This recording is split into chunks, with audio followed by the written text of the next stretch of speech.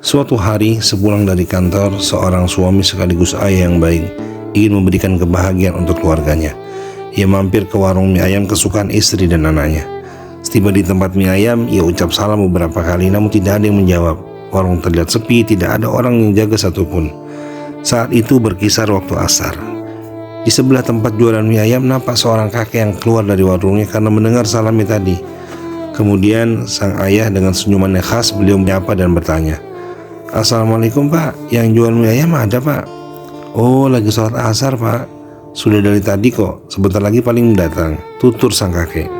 Akhirnya ia menunggu dan ternyata setelah ditunggu cukup lama belum datang juga. Hatinya mulai berbisik, "Kenapa lama sekali ya? Apa saya tinggal saja? Tapi mie ayam ini kesukaan istri dan anak saya.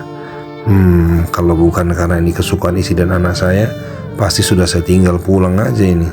Begitu gumamnya dalam hati. Tak berapa lama dari ia berpikir dan merenung, datanglah penjual mie ayam tersebut. "Pak, mie ayam satu ya?" "Dua saja Pak." Kemudian datanglah beberapa orang yang antri dan pesan mie ayam juga. Entah dari mana mereka. Tadi ia menunggu sendiri, tidak ada orang lain. Tiba-tiba mereka muncul berdatangan ikut memesan mie ayam juga. Masya Allah. Tidak sedikit pedagang yang rela meninggalkan sholat demi menjaga dagangannya yang belum tentu ada orang yang beli. Apalagi jika pelanggan sedang ramai, rela menunda-nunda sholat, bahkan meninggalkan sholat hanya karena alasan sibuk kerja, meeting dan lain sebagainya.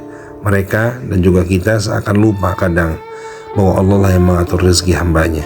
Saudaraku, penjual mie ayam dengan yakin meninggalkan jualannya untuk sholat, seakan-akan ia lari meninggalkan rezekinya. Sekembalinya dari sholat, ternyata rezeki datang bak lebah mengerumuni bunga. Bahkan Allah pun menggerakkan hati saya sendiri untuk memberi lebih dari yang seharusnya. Sungguh benar perkataan Rasulullah SAW, "Man kanatid dunya hammahu farraqallahu alaihi amrah wa ja'ala faqrahu baina 'ainaihi wa lam yatihi minad dunya illa ma kutiba lah wa man kanatil akhirah niyyatahu jama'allahu amrah wa ja'ala ghinahu fi qalbihi wa atathu dunya wa hiya raghimah." Barang siapa tujuan hidupnya adalah dunia, maka Allah akan mencerai-beraikan urusannya, menjadikan kefakiran di kedua pelupuk matanya, dan ia tidak mendapatkan dunia kecuali menurut ketentuan yang telah ditetapkan baginya. Tapi barang siapa yang niat tujuan hidupnya adalah akhirat, Allah akan mengabulkan urusannya, menjadikan kekayaan di hatinya, dan dunia akan mendatangi dalam keadaan hina. Kalaulah manusia lari dari rezekinya sebagaimana ia lari dari kematiannya, niscaya rezekinya akan mengejar sebagaimana kematian itu akan mengejarnya. Saudaraku, tak perlu kita merisaukan tentang hal yang sudah pasti, karena ia telah ditentukan dan akan sampai kepada kita.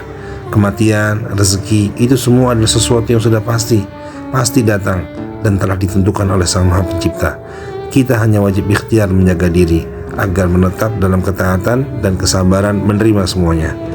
Risaulah jika ternyata kita merasa biasa terlambat mengerjakan sholat.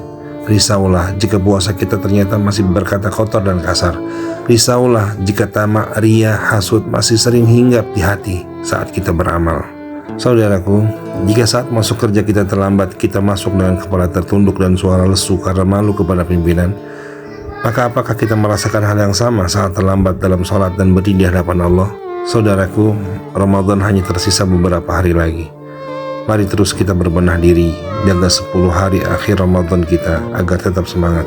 Raihlah Lailatul Qadar dengan terus menghidupkan malam, isi dan sibukkan diri dengan berbagai amaliyah ibadah.